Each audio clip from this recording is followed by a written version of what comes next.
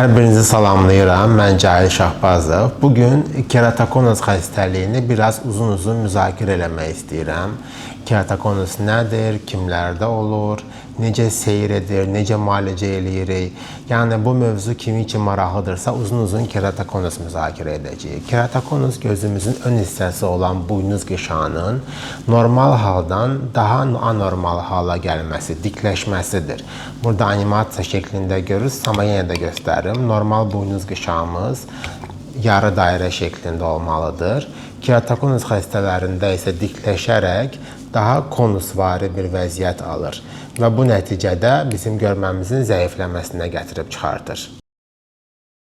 Bizim gözümüz necə görür ümumiyyətlə? İşıq şüaları animasiyada da görürük. Buynuz qışağından keçərək, arxasında billurdan da keçərək tor qışağımızda fokuslanır. Normal insanlarda bu tam bir fokusu özü ilə səciyyələnir və məni bu şəkildə görürsünüz, fokus yaranır. Keratokonus xəstələrində isə bu anormal. Burada görürük, buynuz qışağımız bizim anormaldır, dik haldadır. Buradan keçən şüalar yansıyır və dağılır. Dağıldığı üçün mənim obrazımı, mənim görüntümü fokusdan kənar görürsünüz. Yansımalar şəklində və dağını halda görürsünüz. Normalda görüntümüz tor qışağında yaranır, amma keratokonus xəstələrində bu tor qışaya gələn işıq şüaları dağını hala gəlir. Dolayısıyla nə yaxında, nə uzaqlaşaraq, nə eynək taxaraq bu insanlar normal görmələrinə qovuşa bilmirlər. Keratokonus nədir? Gəlin bir daha təkrarlayaq. Buynuz qışağımızın dikləşməsi, şəkillərdə də görürük. Buynuz qışağımızın nazikləşməsidir və bu nazikləşmə nəticəsində buynuz qışağımız əyilir. Gözümüzə düşən şüalar dəyişir və biz bulanıq görürük. Eyni zamanda işıq həssasiyyətimiz yaranır. İşıq şüaları gözümüzə düşəndə sulanır, qamaşır, daima qaranlıq istəyirik, eynək taxmaq istəyirik. İşıqdan narahat olmağımız və bulanıq görməyimiz, buynuz qışağımızın mərkəzi hissəsinin nazillənməsi, dikləşməsi, keratometrik dəyərlərimiz var. Bizim korneanın qırıcılıq dəyərləri var. Biz öyrəşmişik onları 40'lı rəqəmlərlə ifadə eləməyə. Normalda 43, 44 rəqəmlərimiz keratokonus xəstələrində 46, 47, 48, 49, bəzən 50-yə də çıxa bilir. Bu da korneamızın dikləşməsi deməkdir. Keratokonus diaqnozunu qoymaq üçün xəstəni müayinə etmək, onun ölçülərini götürmək, ön xəritəsini çəkmək kifayət edir. Keratokonusun əlamətləri nədir? Əgər siz bir il ərzində 3-4 dəfə eynək dəyişdirməyə gəlirsinizsə, əgər taxılan eynəklər sizə fayda vermirsə və eynək taxdığınız halda da bulanıq görürsünüzsə, bayaq da vurğuladığım kimi işıq həssasiyyətiniz var, kənardan gələn işıqlı şüaları sizi çox narahat eləyir, göz ağrısı, baş ağrısı, daima gözünüzdə bir diskomfort varsa, keratokonus haqqında düşünməyə dəyər. Keratokonus niyə görə yaranır?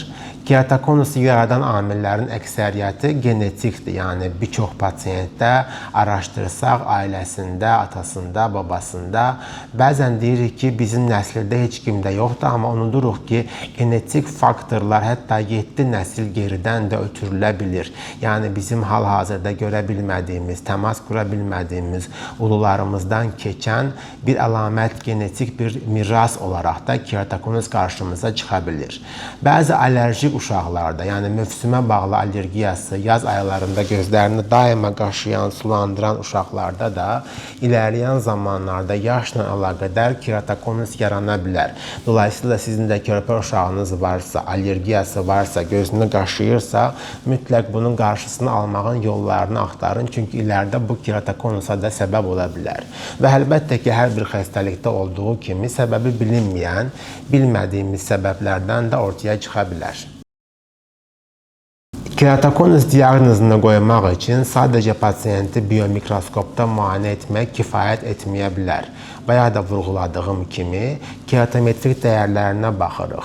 Burada K dəyərlərimiz, dediyimiz dəyərlərimiz bəzən 45, 46, 47, 48, 50 dəyərlərə qədər də ola bilər. Normal K dəyərlərimiz 44 civarındadır.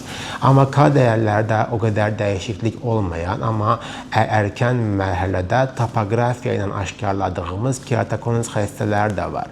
Topografiya hər birinizə çox aşina olan pentakam cihazıdır ki, hansını ki biz eynəkdən qurtulma əməliyyatları içində mütləq bütün pasientlərə çəkirik. Keratokonus şübhəsi olan və keratokonus diaqnozu qoymaq istədiyimiz pasientlərə də keratotopografiyalarını çəkirik. Burada keratokonus diaqnozunu erkən mərhələdə hələ klinik əlamətləri olmadan da qoymaq çox vacibdir. Xəstəliyin seyrini dayandırmaq üçün, daha da ağır formaya keçməməsi üçün nə qədər mümkünsə erkən mərhələdə keratokonus diaqnozunu qoymaq çox vacibdir.